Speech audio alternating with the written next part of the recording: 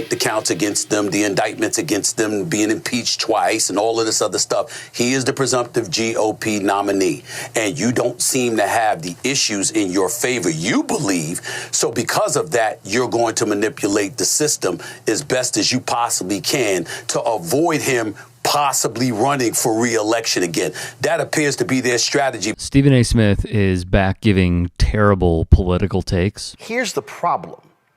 What Donald Trump is on trial for is literally the exact same thing his attorney pled guilty on. It says Michael Cohen pleads guilty in Manhattan federal court to 8 counts, including criminal tax evasion and campaign finance violations. If the charges against Trump are bogus, were the charges against Michael Cohen bogus?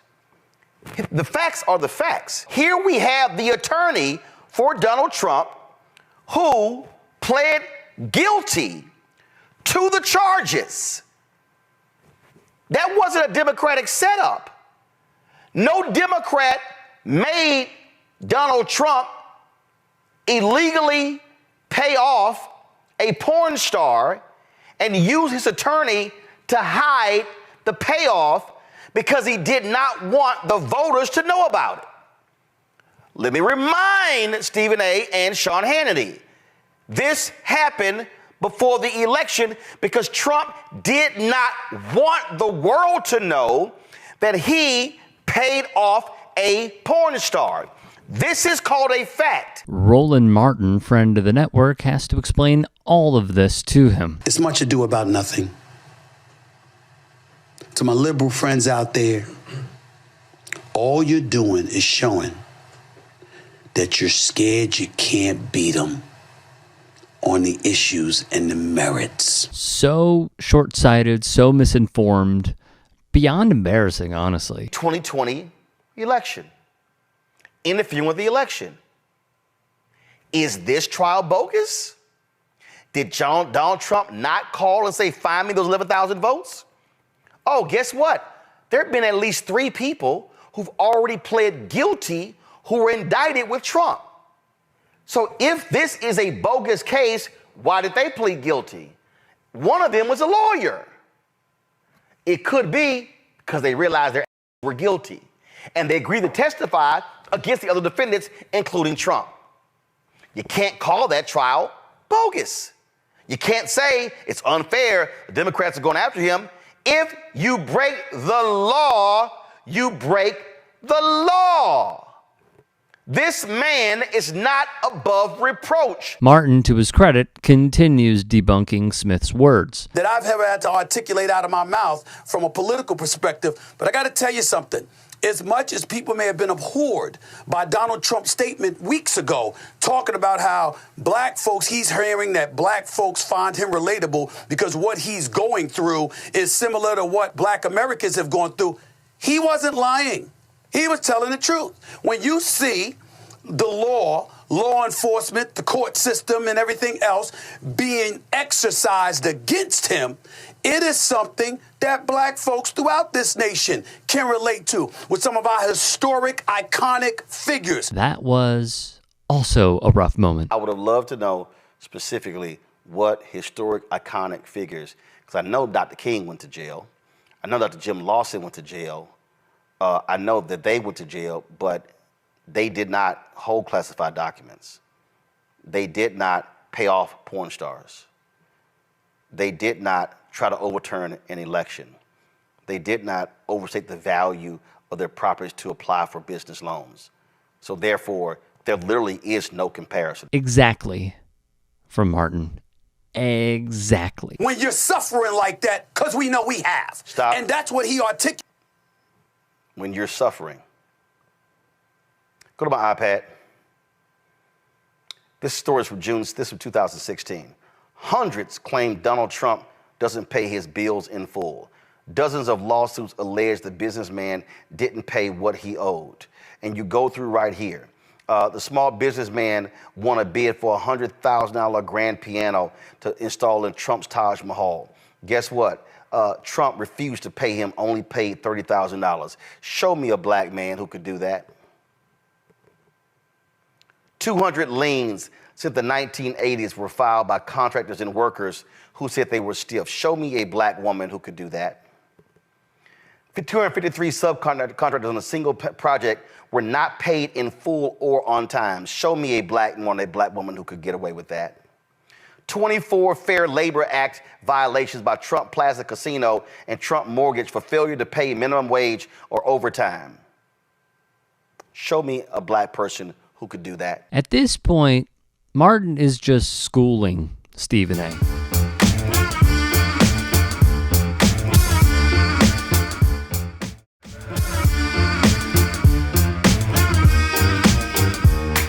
I'm fully aware that I've been in the news over the last few days, paraded all over social media as well, after comments I made during my appearance on Fox News' Hannity last week with the one and only Sean Hannity himself. Now, Smith would attempt not necessarily an apology, but a video for clarity, not once. Well, it's easy to take things out of context. But twice.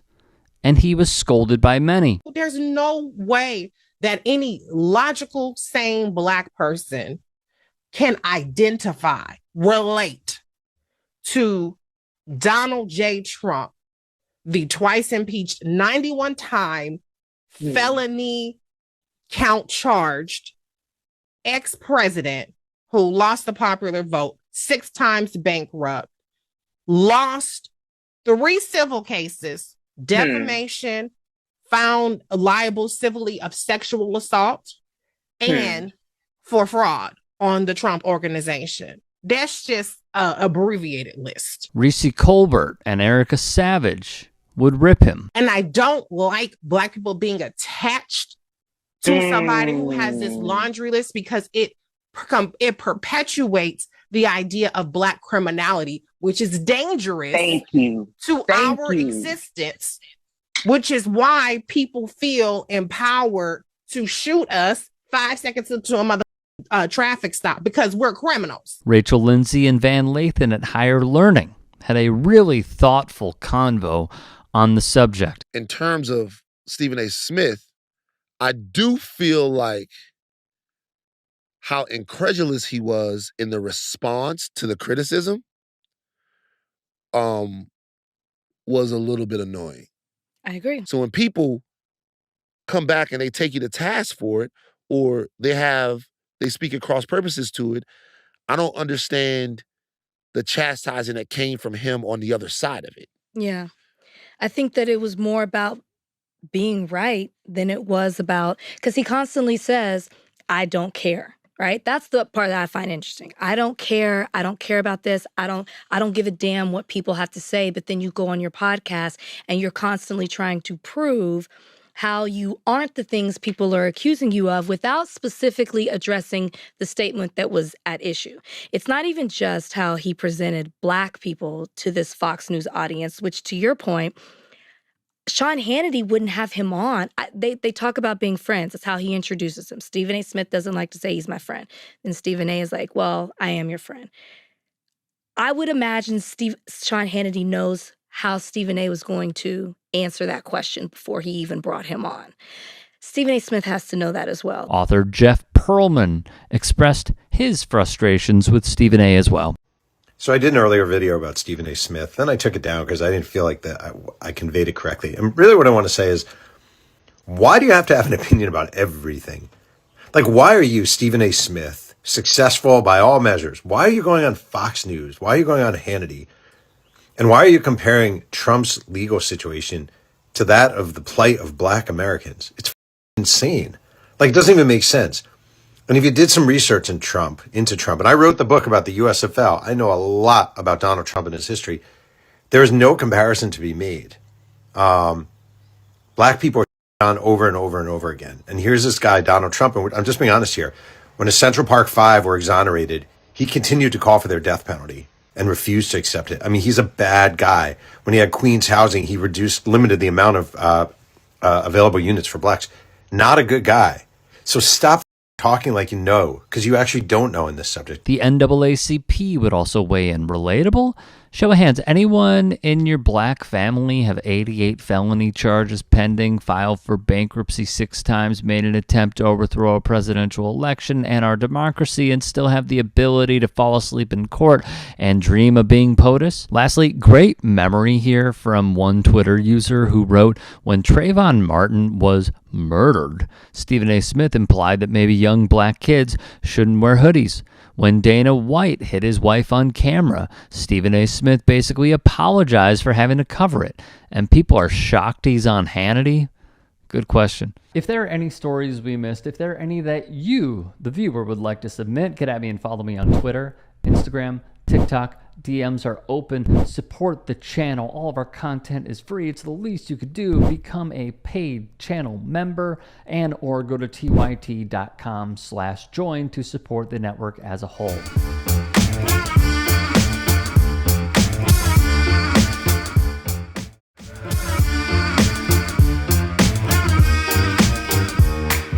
They're bringing drugs. They're bringing crime. They're rapists. Want to see the difference between a dictator? I believe my duty as a citizen, child of God, is to look out for other human beings. And a voice of the people. If you're a young African American, an immigrant, you can go anywhere in this state. You just need to be conservative, not liberal. How many in power demand the public bends to their will? At the end of the day, when your life, once you live your life, you're like, what have I lived for? It's all this, like, people can say, well, yeah, the Emmy Award, this, that. Like, I got, I've been to this with these people, but really is that when you travel, I don't want to say when you leave this planet, because I don't want y'all to have to think about that. But when you look at your life, will you say, man, what was my character about? What did I contribute to this planet? And that to me is the center of what activism is. And it's like where you find your purpose on this planet and you live that to the fullest. While the activists like hip-hop icon and Chicago legend Common speak passionately in opposition. I'm shocked. I am shocked that you don't understand why people like me and millions of other Americans are upset, annoyed, and looking for answers that a guy like Common would be entertained at the White House. Look at the picture. It's hard not to blame us, but time forgives. In the shy where the young die often. Common traveled to Cuba, all right, to meet with Joanne Chesimard, who was convicted of killing a New Jersey state trooper. Common said, quote, "Damn, this was somebody who fought for my freedom." This is a cop killer. This is a woman who gunned down, along with 2 other accomplices, a woman who is a member of the Black Liberation Army, who they found 16 live rounds in her purse. And this guy thinks she's great. Thinks she's innocent. Right-wing media, especially Bill O'Reilly, had a field day on this one at the time. When Dr. Davis was bringing up some of the trouble she was getting into, John Lewis talked about good trouble, and that's what it is. It's good trouble. And I remember when they wouldn't let me go to the White House, or they didn't want me to go to the White House to see President Obama and the First Lady, because I did a song about Assata Shakur, and I went to see. And I was like, when people was calling me like, "You okay?" I was like, "Yes, sir, I'm okay. This is what I'm supposed to be getting in trouble about." Like, yeah, I feel good about this. So when you really take on whatever you're taking on, you got to know it's going to be a lot of challenges. It ain't always going to be accepted by society. You got to be a leader in this. You got to be a leader, and that means lead with your thoughts and your heart and your passion and what you know your purpose is. And Common would stand his ground on the matter. Are you a racist? Do you hate Mexicans? The media calls us racist for wanting to build Trump's wall. They censor us, but it doesn't change the truth. Joe Biden's open border is killing Ohioans, with more illegal drugs and more Democrat voters pouring into this country. This issue is personal. I'm J.D. Vance, and I approve this message because whatever they call us, we will put America first. Preposterous stuff from Ohio Senator and sellout for Trump, J.D. Vance. It just was really like, man, I'm a human being. I care about these people that are being treated bad, whether they look like me or they don't. But initially, it just started with those who look like me, because that's what I saw. And I seen how our communities were getting treated, especially the Black and brown people. As I got to travel and see other parts, I got more in tune with what was going on with brown people also. And then you understand, like, man, women are getting treated less than. You kind of get to step outside of just seeing what yourself and your people being treated, but you're like, man, yeah, this is my people. Women are my people, and Palestinians are my people, and so you really start just start like saying, man, as a believer in God and as a instrument for God, I want to be, active in any way that I can. And this is the dirty secret of what the left really wants, which is they want men not to rock the boat. They're happy to write checks for men to be dependent if that means that they don't ever challenge anything. And my message is to young men especially, turn off the screen, come out of your parents' basement, maybe go ask a girl on a date, even better, get married, start a family, get a job. Religious extremist Josh Hawley doesn't have a clue. Meanwhile, on masculinity, Senator Josh Hawley also had to flee. Earlier that afternoon, before the joint session started, he walked across the east front of the Capitol. As you can see in this photo, he raised his fist in solidarity with the protesters already amassing at the security gates. We spoke with a Capitol police officer who was out there at the time. She told us that Senator Hawley's gesture riled up the crowd. Later that day, Senator Hawley fled after those protesters he helped to rile up stormed the Capitol. See for yourself. The masculine man ran from the very crowd he riled up. We have to know how brilliant, how strong a woman is and allow her to lead at times too, right? And I don't think that negates, I don't think, sometimes when we get into those talks, men feel like, well, hold up, But we got to kind of put our little ego, we got to put our egos aside and kind of unlearn the things we learned growing up in the hood or growing up wherever we're from of what a man is supposed to do. We almost got to relearn what a man is supposed to do because it's a new, it's a time now where women are getting where they're supposed to be, which is like in roles of leadership, making real decisions in roles of power, being respected. I know we're not totally there yet, but I definitely feel the progress. Is this such a hard message to get behind? Of course not, but one side continually opposes it. Feminists have taken advantage of man's instinct to please women, casting themselves as long-suffering victims of male supremacy, and reshaped American society into a culture that favors the weaker gender. Sleazeball Jason Whitlock, who has parted ways on poor terms with at least 3 networks, has made a last-ditch effort positing himself as a Hawley type on masculinity. It repeatedly fails. And I think part of our responsibility, I'm speaking to most of us as men, is to also not allow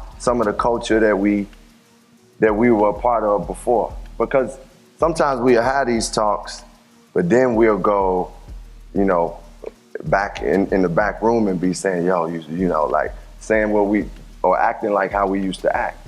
So we got to change our actions and change our mentality. And it's like the stuff that we didn't get as young men, where somebody was like, yo, chill out on that. You need to respect this woman. And we didn't get that often.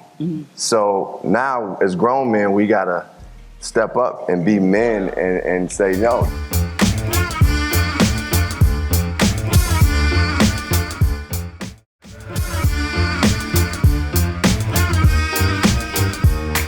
Grabbing onto the chain link fence, detainees shouted to the cameras. No shower, no shower, they say. This is what Vice President Mike Pence saw Friday on his visit to a detention facility in McAllen, Texas. 382 here, 382 inside. Journalists inside described a stench and said men had tears in their eyes. We are not a terrorist. On the issue of imprisonment. It was a story about how when a person who had lived their life, they were talking to God, trying to, about to go to heaven, and God was like, man, you came and visited me in prison. And that resonated with me because God was saying yo, the people that you visited in prison were reflections of me. Even though society doesn't deem them to be that, they are my children also. Common preaches. Yeah, get him the hell out of here, will you please? Get him out of here. Throw them out. This is how he treats protesters and those making their voices heard. People of the new movement are looking out for each other in the oneness that Dr. Davis was saying. It's not like, oh, this is just my struggle. It's like, wait, I see this person struggling over there too. I see this group struggling over there. And that's what I see happening. Like, as we say, when we say Black Lives Matter, it is all lives matter, but we have to make sure that this community and Black people are respected and taken care of and given equality. We got to take it. But that being said, it's like, seeing everybody look out for one another and seeing these the new generation move the way they move.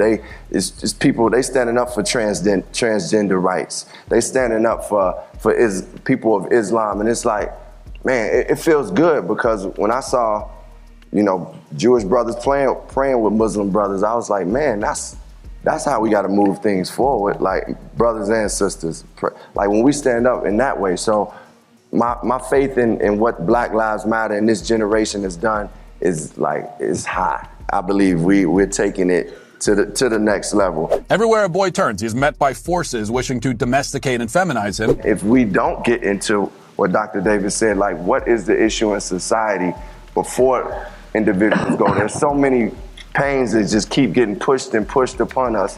If we don't get into the healing of those things and be courageous about those things and be courageous as individuals to talk about the issues we have and acknowledge them and figure out the tools that we need to go to heal those things, and those cycles continue to keep going. That NFL owners don't want to pick them up because they don't want to get a nasty tweet from Donald Trump. Do you believe that? This dude will be remembered in history as somebody who brought the attention to something that's been plaguing our country for the longest. He just brought up what's been going on since we came here as African people who were enslaved. He just brought that up and just kept reminding us of it in a big space where white men run it like slave owners anyway, which is the NFL, right? So, and I mention that because as Dr. Davis is saying, man, Kaepernick's legacy will touch generations forever. People won't remember Tom Brady for the way they remember Kaepernick. First things first, if there are any stories we missed, if there are any that you would like to submit, get at me and follow me on Twitter, Instagram, TikTok. DMs are open. And please, if y'all can, become a channel member. Heck, all of our content is free. Least you could do is support us or go to tyt.com/join to support the network. Look, we have gone over Chuck D. We have gone over Adam Yauch. We have gone over Yasin Bey, formerly Mighty Mos Def, and plenty others in between. And the reason why I wanted to showcase Common was, number one, he's been doing it for a long damn time. Number two, the stuff that he was talking about, and we continue to hear this over and over again as we educate ourselves on how history is repeating itself and how some things have changed, but not enough has. Common has been talking about this stuff since some of his first albums. The impact, One Day It All Makes Sense, on me was profound. And yet hearing him next to the great Angela Davis at, I believe this was UCLA, talk about how we as men, first off, need to do better. We need to be more inclusive. We need to educate ourselves. We need to allow women the space to be leaders instead of gatekeeping. How he talked about the prison complex here in